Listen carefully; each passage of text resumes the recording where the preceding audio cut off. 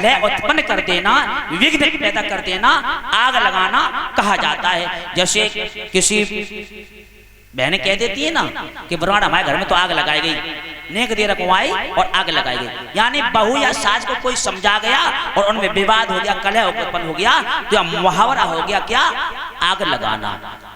यही काम अब वहां चलिए लौट करके कि इधर हनुमान जी सबसे पहले विभीषण से मुलाकात करते हैं, क्योंकि राजनीतिज्ञ हैं, हनुमान जी चतुर हैं। उन्होंने कहा कि पहले यहाँ का हमें गुप्तचर बन करके यहाँ देखना चाहिए कि इसका सुशासन कैसा है। विभीषण से सबसे पहले मुलाकात की और रावण के बारे में सारी जानकारी प्राप्त की। सीता कहाँ है, रावण का सैन्य कक्ष कहाँ है, सारा कुछ प्राप्त कर लिया।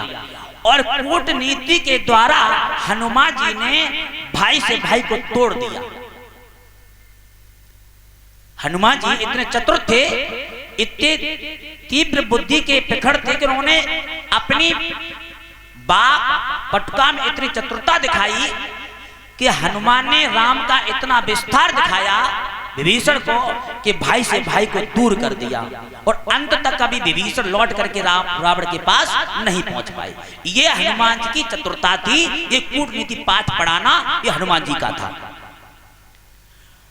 सारा राज हो गया। जैसे हनुमान जी वहां जाते हैं, सीता से मुलाकात होती है, उपवन को विनाश करते हैं, बंद करके आ जाते हैं।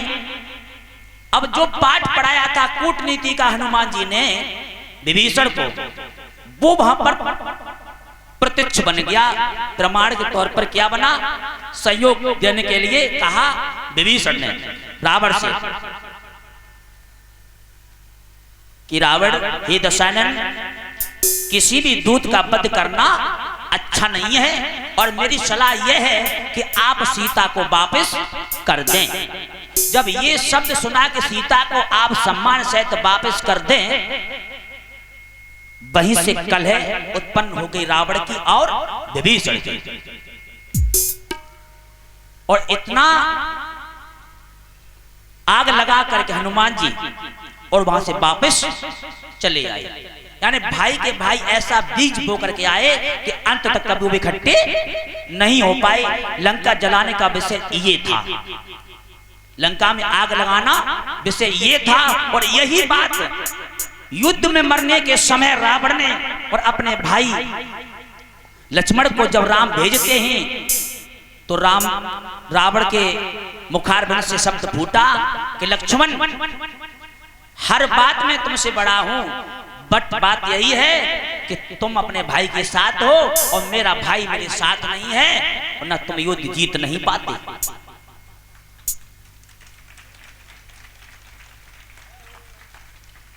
तो यही आग लगाना था कि हम लंका में आग कैसे लगाएं। अच्छा खासा परिवार, और जो होता कब है वो भी बता दूं आपको। जब आग कब लगती है, जब कोई पात सूखा हो, है ना, कोई भी वस्तु जिसमें चेतनता ना हो, वही तो आग लगती उत्पन्न होती है।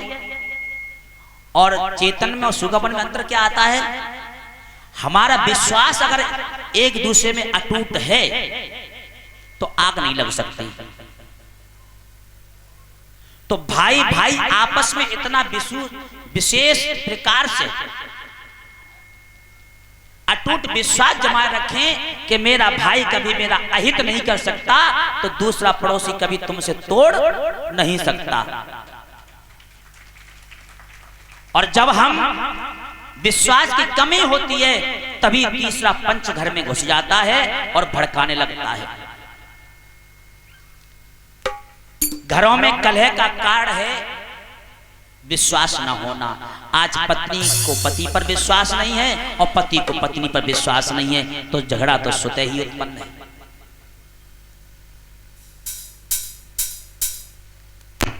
सुखी जीवन के लिए विश्वास सबसे महत्वपूर्ण है, और विश्वास जमाए रखने के लिए सारी जिंदगी कम पड़ जाती है।